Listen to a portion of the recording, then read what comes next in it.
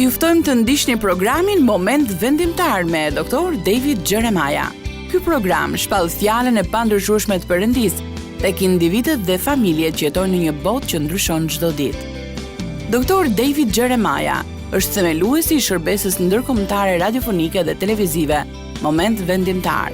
Në 4 dekada të mësimit të fjalës Perëndisë, Dr. Jeremiah ka shkruar shumë libra, ndër më të njohurit janë Çfarë po ndodh në botë, Armagedoni ekonomik që po vjen, Perëndia nuk të ka harruar.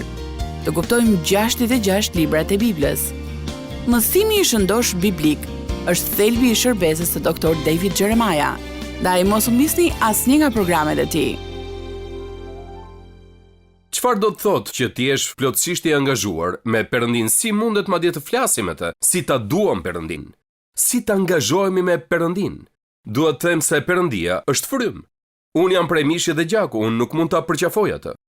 Çfarë mund të bëj për ta dashur Perëndin? Si mund ta shpreh këtë dashuri për të teksa ja adhuroj atë? Për këtë dua që të flas me ju në këtë kohë që jemi bashk. Në fakt, historia fillon në Dhjatën e Vjetër. Kryesisht në librin e Ligjit të Përtërir, por edhe më herët se kaq. Më lejoni t'ju tregoj kontekstin. Siç e dini, fëmijët e Izraelit ishin të skllavëruar në Egjipt për 400 vjet. Dhe kur ata dolën nga Egjipti, kjo pjesë u quajt Eksodi, dhe në Bibël kemi një libër që titullohet Eksodi dhe është historia e popullit të Izraelit kur del nga Egjipti, është eksodi i tyre. Kur ata dolën nga Egjipti, ata nuk kishin një qendër të mirëfillt, prandaj ata kishin nevojë për disa informacione se si ta adhuronin. Prandaj u shkruajt libri i Levitikut për të na treguar se si ata u udhëzuan që ta adhuronin Zotin, të gjitha ceremonitë, të gjitha ditët e festave, të gjitha hyrjet dhe daljet në tabernakull janë në librin e Levitikut. Pastaj kalojmë te libri i Numrave, ku kemi një histori të trisht sepse fëmijët e Izraelit kishin arritur në vendin ku ishin gati të futeshin në tokën e premtuar, por ata dërguan spiun në atë tokë për ta parë dhe 10 spiun u kthyen dhe thanë: "Ne nuk mund të futemi dot dhe ta marrim këtë tokë." Dhe në mosbesimin e tyre ndaj Perëndis, i gjithë kombi u ndëshkua. Ju kujtohet se cili ishte ndëshkimi? Asnjë prej atij brezi nuk do të lejojë të futej në tokën e premtuar. Çdo njeri i atij brezi që refuzoi të bindej Perëndis, duhej të vdiste. Dhe të vetmit njerëz nga ai brez që u futën në tokën e premtuar ishin Jozueu dhe Kalebi. Prandaj në librin e Numrave ajo që kemi është një kolon e gjatë nekrologjike. Të gjithë vdesin. Pastaj vim te libri i Ligjit të Përtërir. Më pëlqen ky libër, kuptimi i tij është hera e dytë. Deuteronomi, kuptimi i tij do të thotë hera e dytë. Në cep të tokës së premtuar, Mojsiu i kujton popullit të Izraelit 10 urdhërimet. Dhe pastaj ndalon që të përqendrohet tek urdhërimi më i rëndësishëm që kishte dhënë ndonjëherë Perëndia. Udhëzimi për ta dashur Perëndin gjendet tek Ligji i Përtërir 6, 4 dhe 5, në një pasazh që quhet Shema ose Shema. Ligji i Përtërir 6, 4, 5 thotë: "Dëgjoj Izrael, Zoti Perëndia ynë është një i vetëm. Ti do ta duash pra Zotin Perëndin tënd me gjithë zemër, me gjithë shpirt dhe me tërë forcën tënde." Këto 2 vargje janë quajtur Shema sepse Shema është fjala e parë, dëgjoj. Dhe është lutja qendrore e librit hebre të lutjeve. Shpesh është pjesa e parë e shkrimit që një fëmijë hebre mëson. Hebrejt ortodoksë shqiptojnë çdo fjalë me shumë kujdes dhe i mbulojnë syt me dorën e djathtë. Shumë hebrejnë e recitojnë Sheman 2 herë në ditë, 1 herë në mëngjes dhe 1 herë në mbrëmje. Është quajtur e vërteta themelore e besimit të Izraelit dhe betimi i Izraelit për besnikëri. Shema. Po e them edhe një herë, dëgjoj Izrael, Zoti Perëndia ynë është një i vetëm. Ti do ta duash pra Zotin Perëndin tënd me gjithë zemër, me gjithë shpirt dhe me tërë forcën tënde. Tani para se të thellohemi te kjo dhe se si na mëson që të angazhohemi plotësisht me Perëndin, duhet të theksojmë 3 gjëra nga ky pasazh i shkurtër. Së pari, prioriteti i Perëndis. Qëllimi i Shemas ishte të nguliste te populli i Izraelit privilegjin dhe hirin e madh të marrëdhënies së tyre me Perëndin. Ata duhet ta donin Perëndin, sepse Perëndia më së pari u kishte treguar dashurinë e tij. Është e njëjta mënyrë që lexojmë në Dhjatën e Re. Në këtë është dashuria, jo se ne kemi dashur Perëndin, por që ai na ka dashur ne dhe dërgoi birin e tij për shlyerjen e mëkateve tona. Ne e duam atë, sepse ai na deshin neve. Prioriteti i Perëndis. Pika e dytë ka një fjalë shumë interesante, individualiteti i Perëndis. Këtu ne lexojmë Zoti Perëndia ynë është një i vetëm. Por çfarë kuptimi ka kjo frazë? Po ju them disa nga mënyrat se si është përkthyer në parafrazime dhe versione të tjera. Zoti Perëndia ynë, Zoti është një. Zoti Perëndia ynë, vetëm Zoti. Perëndia, Perëndia ynë, Perëndia një dhe i vetmi. Zoti Perëndia ynë është Zoti i vetëm. Zoti është Perëndia ynë, Zoti është një. Në mënyrë që ta kuptojmë kuptimin e kësaj, duhet ta shikojmë në kontekstin nga ku kishin ardhur izraelitët dhe se ku po shkonin. Për shembull, ata kishin dalë nga Egjipti, një vend i mbushur plot me idhujtari. Ata ishin ekspozuar për gjithë ata vite ndaj idhujtarisë së kombit egjiptas. Dhe për ku ishin drejtuar? Ata ishin drejtuar për te kombi më i keq, më politeist dhe idhujtar që ka ekzistuar mbi këtë tokë ndonjëherë, Kanaanejt. Prandaj në këto mesazhe që Mojsiu i predikoi popullit hebre në librin e ligjit për të rirë, ndërsa po i përgatiste ata për të futur në tokë, një nga gjërat thelbësore ishte që ata të kuptonin se nuk duhet ngatroheshin me këto idhujtari. Zoti i tyre ishte një. Ata kishin një Perëndi dhe vetëm një Perëndi. Nuk ka shumë Perëndi, nuk ka disa Perëndi, është vetëm një Perëndi. Perëndia ynë është Jahue, vetëm Jahue është Perëndia ynë. Pikërisht këtë po komunikonte Shema atyre, edhe pse ishte kaq vendimtare që ata ta përsërisnin shpesh atë dhe të mos e harrojnë kurrë se kanë një Perëndi dhe jo shumë. Dhe pastaj ishte edhe qëllimi i Perëndis. Qëllimi i Perëndis gjendet në pjesën e parë të vargut, ti do ta duash pra Zotin, Perëndin tënd. Tani në sipërfaqe kjo duket shumë e thjeshtë dhe jo shumë e vështirë për të kuptuar, por është e thellë. Pikë së pari, si mund ta urdhërosh dikë që të dojë? Dashuria nuk është diçka që e bën për shkak të një urdhri, të paktën ne nuk mendojmë kështu. Në kulturën e sotme dashuria është një emocion, dashuria është një ndjenjë. Dashuria është një ndjesi kur ju jeni pranë një njeriu që është i veçantë për ju. Dashuria është më shumë diçka që e ndjen, sesa diçka që e bën. Un kam një shënim të shkurtër te Bibla e studimit të Jeremias që thotë si mund të urdhërohet dashuria. Dhe nuk mund të kuptohet e ndarë nga fakti se dashuria, siç na është përshkruar në Dhjetën e Vjetër dhe të Re, është shumë ndryshe nga çdo gjë që dim për dashurinë, të paktën normalisht. Kuptoni që dashuria biblike nuk është thjesht një emocion, nuk është thjesht një prirje e këndshme ndaj dikujt tjetër, por ajo është një përkushtim që demonstrohet përmes veprimeve tona. Fakti i thjesht që dashuria te ligji i për të rirë është një dashuri që mund të urdhërohet, tregon që kjo nuk është thjesht një emocion, është një përkushtim ndaj Perëndis. Ajo shprehet me besnikëri dhe me shërbim. Dhe një nga gjërat që është më e mahnitshme te libri i ligjit të për të rirë, siç u përmenda, është fakti se këto janë mendimet që ishin në të gjitha mesazhet që Mojsiu u predikoi atyre ndërsa po bëheshin gati të futeshin në tokën e premtuar. Unë e lexova librin e ligjit të për të rirë dhe u mahnita nga fakti se sa shumë herë i është thënë popullit të Izraelit se cili ishte vërtet përkufizimi i dashurisë.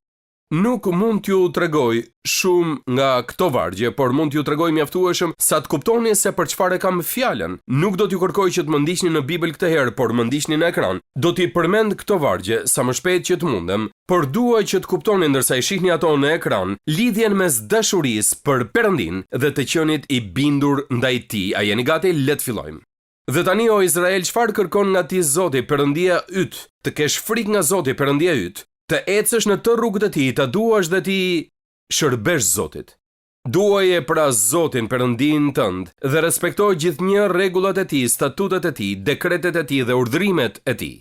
Po në rast se do t'u bindeni me kujdes urdhërimeve të mia që ju jap sot, duke dashur Zotin Perëndin tuaj dhe duke i shërbyer me gjithë zemër dhe me gjithë shpirt. Duke respektuar me kujdes të gjitha urdhrimet që unë ju urdhëroj të zbatonin në praktik, duke dashur Zotin Perëndin tuaj. Në rast se ti respekton këto urdhra që unë t'i jap sot duke dashur Zotin Perëndin tënd, prandaj unë të urdhëroj ta duash Zotin Perëndin tënd, të ecësh në rrugët e tij, të respektosh urdhrimet e tij, statutet dhe dekretet e tij. Janë vetëm disa nga një numër i vogël vargjesh që janë të shpërndara në gjithë këto mesazhe që Mojsiu po u predikonte izraelitëve. Çfarë po u thoshte? Mos ma tregoni me fjalët tuaja boshe se sa shumë e doni Perëndin. Unë duaj që ta tregoni dashurinë tuaj për Perëndin, duke bërë atë që Perëndia ju kërkon që të bëni, duke ndjekur udhëzimet e tij. Mund thoni kjo është fantastike, por kjo është teologji e dhjatës së vjetër. O jo, nuk është. Është teologji e dhjatës së re. A nuk e keni lexuar këtë? Gjoni 14:15. Nëse më doni, zbatoni urdhërimet e mia. Gjoni 14:21. Kush ka urdhërimet e mia dhe i zbaton, është ai që më do. Wow! Gjoni 14:23. Jezusi u përgjigj dhe i tha, nëse ndokush më do ta zbatoj fjalën time.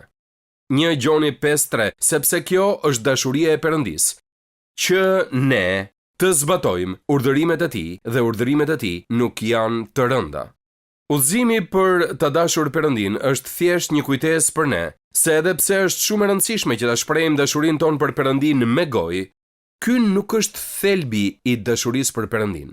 Sa prej jush e din, se mund të dalesh në botë dhe të jetosh si pjesa tjetër e botës pa patur një uri apo pa ju referuar Perëndis gjithë javën, të vish në kishë të dielën, të ngrihesh dhe të këndosh se sa shumë e do Perëndin, por sa boshe është kjo. Ne duhet ta shprehim me fjalët tona padyshim, por jo të jenë pa përmbajtje. Dhe përmbajtja e dashurisë së Perëndis është bindja. Dhe tani vim te interpretimi i dashurisë për Perëndin. Ky është prezantimi i dashurisë. Kur arrim te dhjata e re, ndodh një gjë e mahnitshme. Zoti Jezus na jep një predikim të shkurtër mbi këtë pasazh. Një mësues i ligjit shkon te Jezusi dhe i thot: Zoti Jezus, cili është urdhërimi më i madh në Bibël? Dhe Zoti Jezus i përgjigjet kësaj pyetje, ai thot: duaje Zotin tënd, Perëndin tënde me gjithë zemrën tënde, me gjithë shpirtin tënd dhe me gjithë mendjen tënde. Dhe i dyti i ngjashëm me këtë është: duaje të afërmin tënd por si vetveten. Kur Jezusin e pyetën për urdhërimin më të madh, ai u përgjigj duke ju dhënë 2 urdhërime. Shemas ai i shtoi edhe urdhërimin: duaje të afërmin tënd por si vetveten. Dhe ai liston 2 urdhërimet, por në të vërtetë jep vetëm një urdhërim, dhe ky urdhërim është të duash. Dhe duke e bërë dashurinë për të afërmin pjesë të dashurisë për Perëndin, ai thjesht po thot: nëse më doni mua, zbatoni urdhërimet e mia, sepse unë ju kam urdhëruar ta doni njëri tjetrin. Prandaj kur e doni njëri tjetrin, çfarë po bëni? Ju po e doni njëri tjetrin, po më doni edhe mua. Por çështja kryesore e mesazhit tonë të sotëm është se gjithë ky diskutim mbi dashurinë vërtet nuk ka as pak të bëjë me emocionet, nëse më së pari nuk ka të bëjë me bindjen. Për të na prezantuar me dashurinë për Perëndin, Jezusi tha: ja se cili është urdhërimi më i madh, duaje Zotin Perëndin tënd me gjithë zemrën tënde, me gjithë shpirt dhe mendje, dhe duaje të afërmin tënd por si vetveten, sepse kjo tregon se sa shumë e do Perëndin. Ky është thelbi i vërtet, zonja dhe zotrinj, që ne nuk mund ta duam Perëndin nëse nuk i duam të tjerët. Dhe vet Jezusi në një rast ka thënë: sa herë që ja keni bërë këtë ndonjërit prej këtyre vëllezërve të mi më të vegjël, si vazhdon pjesa tjetër, këtë ma bët mua. Mënyra si trajtojmë të tjerët zakonisht është ilustrim i mirë se si e trajtojmë Perëndin. Pjesa e angazhimit të plot në këtë pasazh gjendet tek një fjalë e vogël te ligji për të rirë 6:5 dhe është fjala gjithë. Ju duhet ta doni Zotin Perëndin tuaj me gjithë zemrën tuaj, plotësisht angazhuar. Ju duhet ta doni Zotin Perëndin tuaj me gjithë shpirtin tuaj, plotësisht angazhuar. Ju duhet ta doni Zotin Perëndin tuaj me gjithë forcën tuaj, plotësisht angazhuar. Këtu nuk ka vend për dashuri të ndara. Askush nuk mund të shërbejë 2 zotrinjve. Nëse e njihni Zotin dhe e doni Zotin, i shërbeni atij me gjithë zemrën tuaj.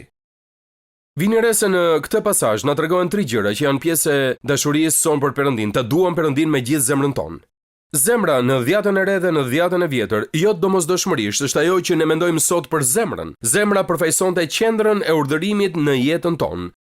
Vendi ku merren vendimet, ku krijohen planet, është qendra kontrolluese e qenies së brendshme. Ajo kontrollon ndjenjat tona, emocionet tona, dëshirat tona, pasionet tona. Dhe prandaj ajo që na thuhet të bëjmë është që ta duam Perëndin ton me gjithë mendimet tona, me gjithë zgjedhjet tona dhe me gjithë vendimet tona. Due Zotin me gjithë zemrën tënde. Dhe pastaj thot: me gjithë shpirtin tënd. Çfarë do thot kjo? E po fjala shpirt është një fjalë që tregon atë që jemi si person, përfshir trupin, frymën dhe çdo gjë. Keni dëgjuar dikë të thot: "Oh, ai është shpirti i gjor." Ai është shpirti i gjor. Duan thon ai njeri i gjor. Pra shpirti juaj është jeta që ju jetoni. Është përdorur për të shprehur veten me gjithë emocionet, dëshirat, tiparet personale që ju bëjnë ata që jeni në të vërtetë. Kur vdisni, shpirti juaj do të shkojë në parajs. Dhe mos harroni, më parë kemi mësuar këtë varg: beko shpirti im Zotin, dhe të gjitha ato që janë tek unë të bekojnë emrin e tij të shenjtë. Pra shpirti është qenia juaj. Tani dëgjoni se çfarë po ndodh. Zoti thotë që ta duam Zotin Perëndin ton me gjithçka që është brenda nesh. Ta duam Zotin Perëndin me gjithçka që është pjesë e jona, dhe pastaj na thuhet me tërë forcën tënde. Çfarë do të thotë kjo? Ky nuk është thjesht një term për njerëzit që bëjnë stërvitje, edhe pse mund të përfshihet dhe kjo. Kuptimi i drejtpërdrejtë i fjalës hebraike për forcë është ky. Është fjala tërësi. Duaje Zotin me gjithë tërësinë tënde. Tani te shema kemi vetëm 3 kategori, por nëse lexojmë me kujdes shohim që kur Jezus i foli për këtë pasazh, ai shtoi dhe një të katërt. Ai thotë se duhet ta duam Zotin Perëndin ton me gjithë mendjen ton. Kjo nuk gjendet në pasazhin të ligjit për të rirë, por është në pasazhet tek Dhjata e Re. Dhe mendoj se është vendosur aty mbase edhe për një kohë si kjo e jona. Fjala e Perëndis na thotë që ne duhet ta duam Zotin Perëndin ton me gjithë mendjen ton. Sa prej jush e din se mund t'i shtojmë pak përkushtim procesit të menduarit mes ungjillorëve të sotëm. Ne kemi nevojë që disa njerëz të mendojnë me mendje dhe t'ia dorëzojnë mendjen e tyre Perëndis. Tani le të përmendim disa ilustrime se si ta duam Perëndin. Ne duhet ta duam atë me gjithë zemrën ton, me gjithë shpirtin ton, me gjithë forcën, me tërësinë ton dhe me mendjen ton. Por kur e shohim këtë mendojmë, wow, a e ka bërë ndonjëherë njëri këtë? E po e dini që Jezusi e bëri këtë kur ishte këtu në tokë. Ai i bëri gjithë këto gjëra që e kënaqnin Atin.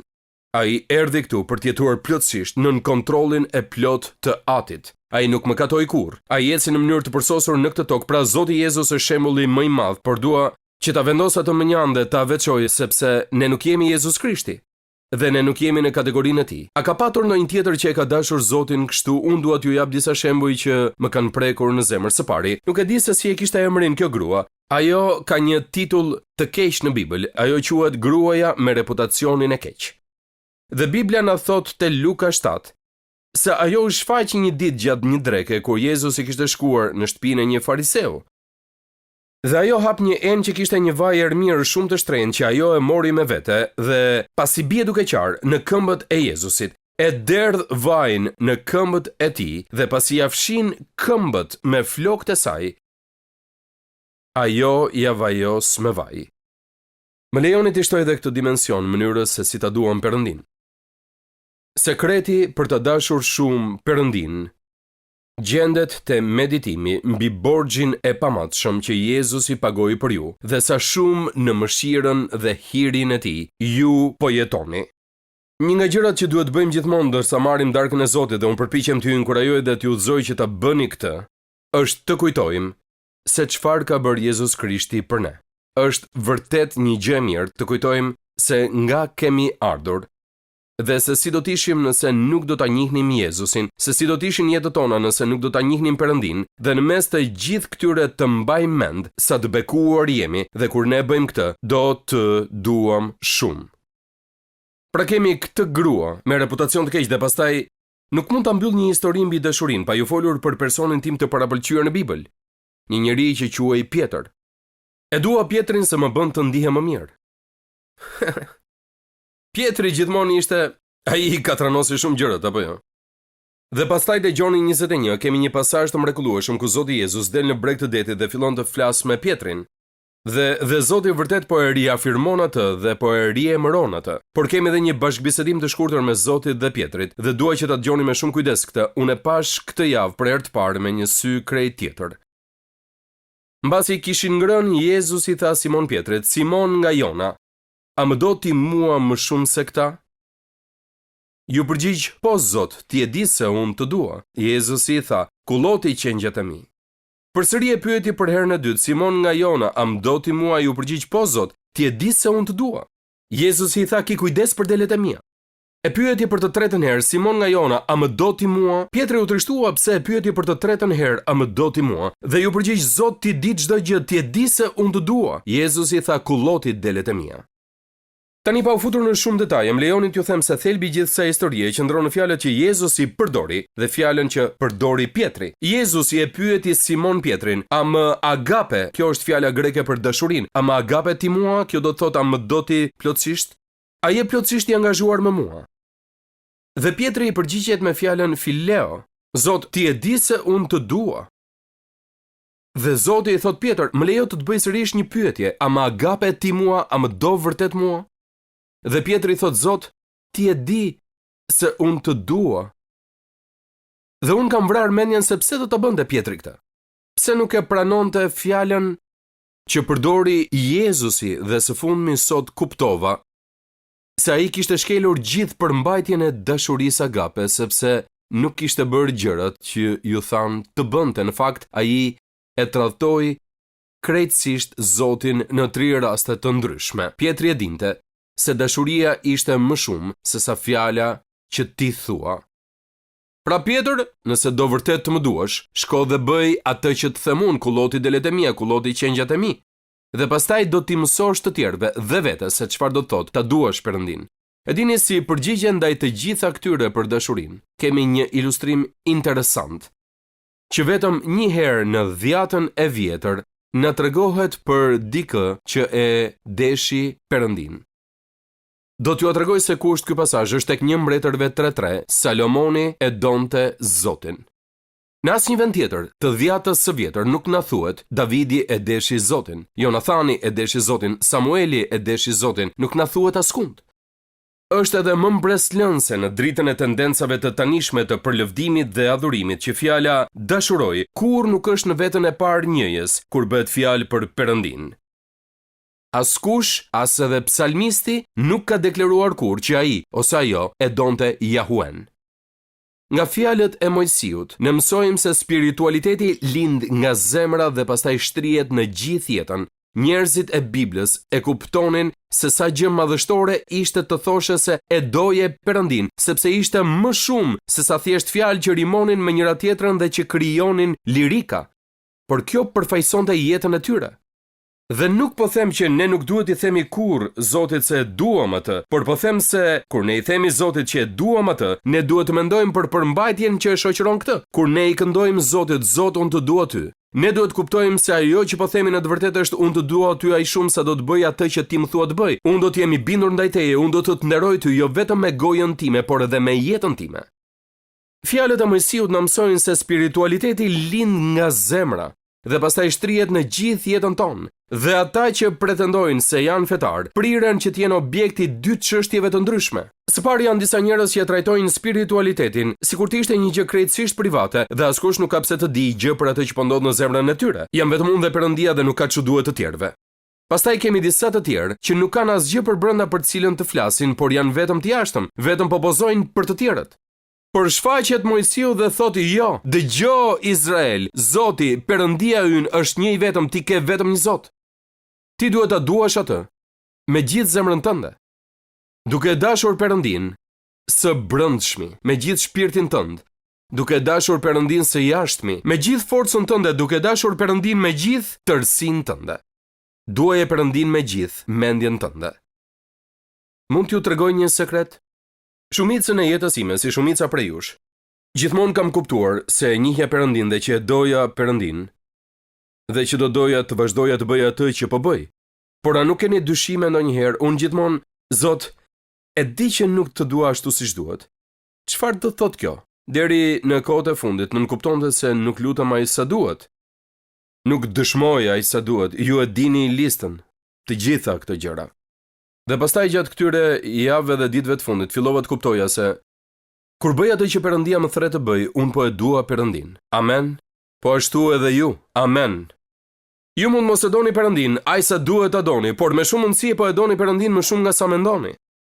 Dhe miqtë e mi, dua që sot t'ju them se çfarëdo që të bëni, bëheni me gjithë zemër, si për Zotin. Duheni Perëndin me gjithë zemër, shpirt dhe mendje. Nëse po e doni atë më shumë nga sa mendonit, duheni atë më shumë nga sa e keni dashur. Dhe jo vetëm duke ardhur në kishe duke i kënduar himne emrit të tij, ju e doni Perëndin kur jetoni për Perëndin. Le t'i përkushtojmë veten ndërsa futemi në këtë stin të re. ky vit do të jetë një vit kur unë do të jetoj për Perëndin, me gjithë zemrën time, me gjithë shpirtin tim, me gjithë tërsinë time dhe me gjithë mendjen time. Me anë të hirit të Perëndis, le të jetë ky përkushtimi ynë. Faleminderit që ishit me mua sot në moment vendimtar. Sa më shumë që e studiojmë fjalën e Perëndis, aq më shumë e kuptojmë që Perëndia ynë i dashur dëshiron të ketë një marrëdhënie personale me gjithë secilin prej nesh. Nëse doni që të filloni një marrëdhënie me të, hapi i parë është që të pendoheni për mëkatin tuaj dhe t'i kërkoni Jezus Krishtit të bëhet Zoti dhe shpëtimtari juaj. Sapo ta merrni këtë vendim për të pranuar dhuratën e shpëtimit të Perëndis, do të fillojë udhëtimi juaj me Perëndin si një krijesë e re në Krishtin. Pra, nëse sot e keni marrë këtë hap besimi, unë ju inkurajoj që ta ndani vendimin tuaj me të krishterë të tjerë në një shërbes të besueshme apo në një kishë të zonës, dhe që të vazhdoni të rriteni në besimin e sapo gjetur. Perëndia ju bekoft, teksa filloni ecjen me Perëndin, dhe unë pres me padurim që të shihemi herën tjetër këtu në moment vendimtar. Ndoqët programin Moment Vendimtar me Dr. David Jeremiah.